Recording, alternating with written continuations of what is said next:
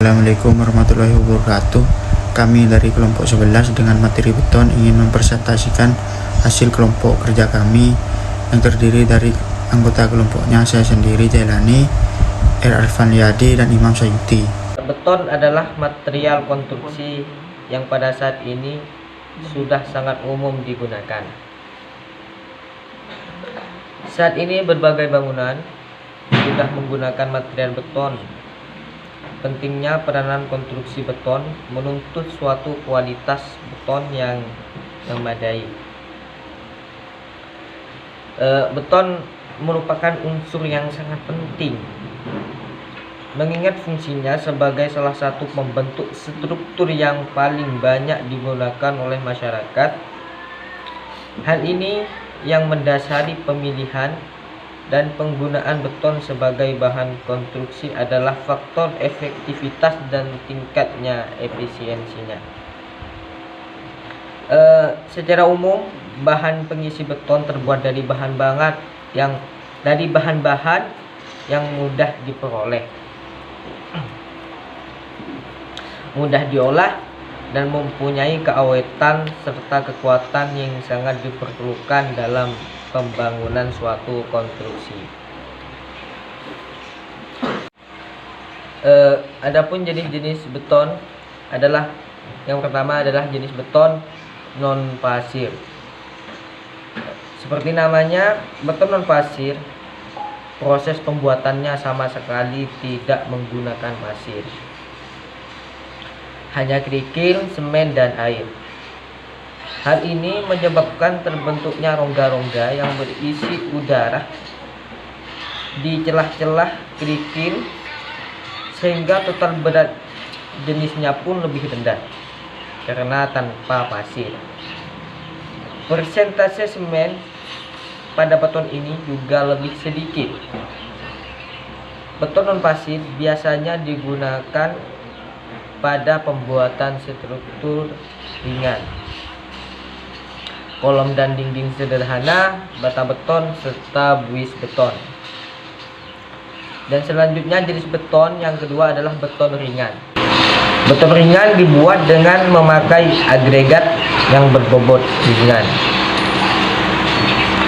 Seringkali ditambahkan zat aditif yang dapat menyebabkan terbentuknya gelembung-gelembung udara di dalam adonan beton.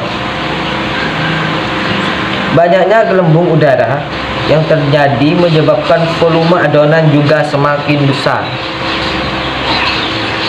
sementara bobotnya lebih ringan dibandingkan beton lain dengan volume yang sama.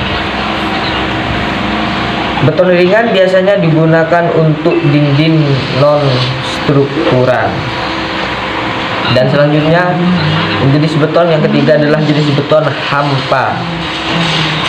Beton jenis ini banyak digunakan untuk pembangunan gedung-gedung tinggi karena memiliki kekuatan yang cukup tinggi. Hal ini disebabkan karena proses penyedotan air mengecer adonan beton dengan alat vakum, sehingga adonan hanya mengandung air yang sudah tercampur dengan semen saja. Adapun jenis beton yang keempat adalah jenis beton serat. Beton serat dibuat dengan menambahkan serat-serat tertentu ke dalam adonan beton, seperti asbestos, plastik, kawat baja, dan sebagainya. Dengan menambahkan serat, beton yang dihasilkan memiliki nilai keuletan tinggi sehingga tidak mudah retak. Adapun jenis beton yang kelima adalah beton mortar. Beton mortar terdiri atas mortar, pasir, dan air. Ada 3 jenis mortar yang sering digunakan, antara lain semen, kapur, dan lumpur. Selanjutnya, jenis beton yang keenam adalah beton massa. Beton massa adalah penuangan beton yang sangat besar di atas kebutuhan rata-rata. Umumnya, beton massa memiliki dimensi yang berukuran lebih dari 60 cm. Perbandingan antara volume dan luas permukaan pun sangat tinggi. Beton ini digunakan dalam pembuatan pilar-pilar bangunan pondasi. Penuangan beton yang sangat besar di atas kebutuhan rata-rata. Umumnya, beton massa memiliki dimensi yang berukuran lebih dari 60 cm. Perbandingan antara volume dan luas permukaan pun sangat tinggi. Beton ini digunakan dalam pembuatan pilar-pilar bangunan pondasi berukuran besar dan juga bendungan. Dan selanjutnya, jenis beton yang ketujuh adalah beton bertulang. Beton bertulang adalah adukan beton yang diberi tulangan dari baja.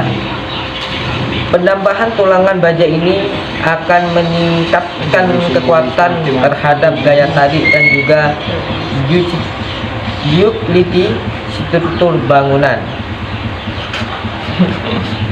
Beton bertulang cocok digunakan dalam struktur dengan bentangan yang lebar, seperti jalan raya, jembatan, plat lantai, dan sebagainya.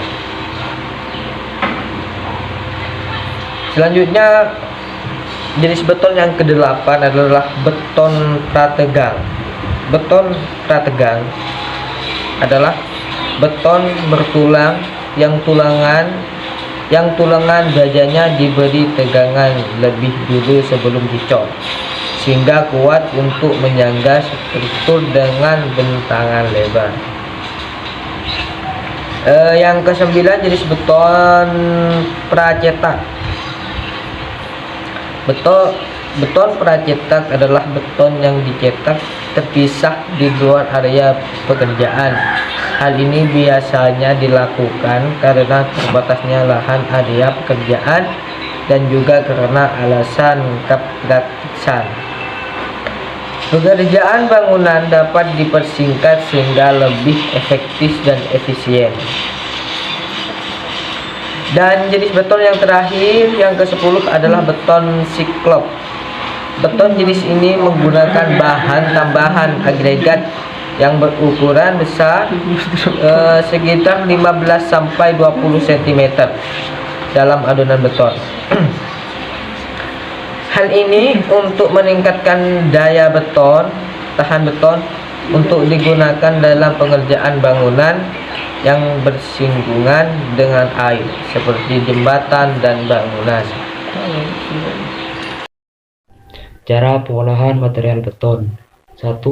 Pencampuran atau pengadukan bahan merupakan proses pencampuran bahan-bahan dasar beton dengan perbandingan tertentu yang terdiri dari semen dan air dalam kurung pasta, agregat halus atau pasir, agregat kasar atau kerikil. 2. Pengangkutan adukan beton. Adukan beton harus segera diangkut ke tempat penuangan sebelum semen berhidrasi atau bereaksi dengan air. Selama pengadukan dijaga supaya tidak terjadi segregasi. Alat pengangkut adukan misalnya ember, gerobak dorong, truk aduk beton, ban berjalan, atau dan pompa. Bila jarak cukup jauh, dilakukan dengan truk aduk beton atau truk molen. Pengangkutan dengan pompa bila tempat penuangan cukup tinggi. Pengangkutan dengan cara kren sering digunakan pada gedung bertingkat banyak. 3. Penuangan adukan beton. Setelah penuangan beton harus segera dipadatkan sebelum semen dan air bereaksi. Permukaan cetakan dioles dengan minyak. Adukan dituang terus-menerus. Selama penuangan, posisi cetakan dijaga agar tidak berubah.